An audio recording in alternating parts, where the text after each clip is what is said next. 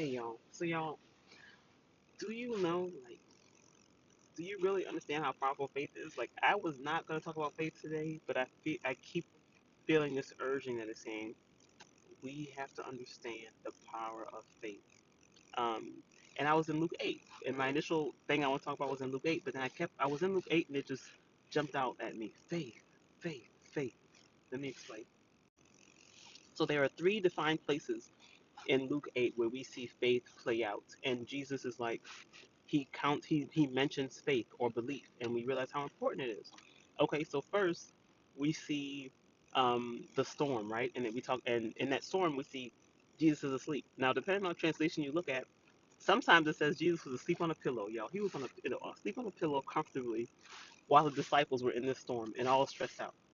So immediately after, the disciples go, Master, do you not care that we're going to perish, that we're going to die? Again, the dramatics, right? um, and then Jesus says, Be still, calms the storm, and says, Where's your faith? Don't you have faith? Okay. So then we see the lady with the issue of blood. We never know her name. We just know she's a lady with the issue of blood. And so right before that, we see that Jesus meets Jairus, right? And his daughter is dying. And he says, Master, my daughter is dying. And Jesus says, Okay, I'm going to come to you and come help her. On the way, he sees a lady with issue of blood. That is no coincidence, okay? So he sees a lady with issue of blood. She touches the hem of his garment. She feels she is healed. He feels power has left him. And he stops and says, Power has left me. His disciples say, There's so many people around. That could be anything. He's like, No, power has left me. We see the lady with issue of blood says, It was me. I've been bleeding for 12 years. No doctor has been able to help her. Like, she's been through all these things. And she's healed. And he says, It was your faith that healed you. Okay, here we are, y'all. Still in Luke 8. Now, what happens then is Jairus' daughter, she dies, right? And people come and they say, Don't even worry about it. She has died. There's no point. Leave Jesus alone. There's no point, right?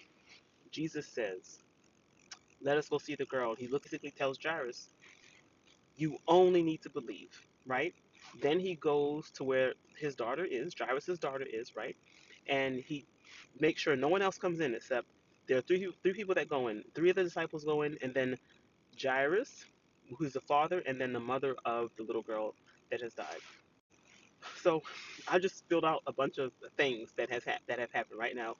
He tells the young girl, "Get up." She gets up and she's okay and she's alive, right? And everybody is marveling at this miracle. Now it is almost like for the magnitude of the miracle to occur with the young girl, Jairus' daughter that had died and was risen from the dead. Jesus needed Jairus and the mother to believe. In order for that to happen, there's almost like this divine orchestration of events where Jairus had to witness this lady with the issue of blood, right? Because Jairus comes to Jesus and says, My daughter's dying, please help. He's on his way. Then the lady with the issue of blood comes and gets healed. He had to witness that so that the really that seed could be planted in his heart of faith because Jesus needed him to believe for that miracle. It's almost like Jesus needed him to believe for that miracle to occur, right? Maybe, let's rewind, right? Because earlier the disciples are in a storm. They're like, Master, you're going to let us die. And he's like, Why don't you believe? Perhaps all they needed was to believe and the storm would have, and they would have been okay, right? But they didn't have that, right? But also, one other thing. When Jesus is going in to heal the young girl, he tells everyone else to wait outside. It's almost like he needed, not only did he need the belief of Jairus and the mother, but he needed to get rid of the disbelief of other people so that the miracle could occur. So, this is the point, y'all. Our belief, our faith is so important, right? Like, and faith is not just saying, I believe this is going to happen. I'm going to pray for this.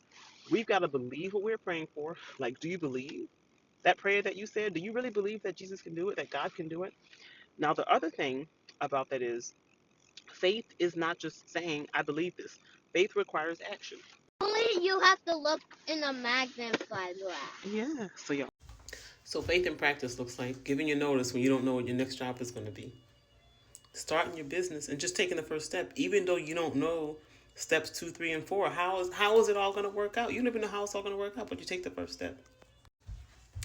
Faith is taking that step on that staircase and not knowing where that staircase leads, but you know God knows, right? You know God has gone before you and figured it out.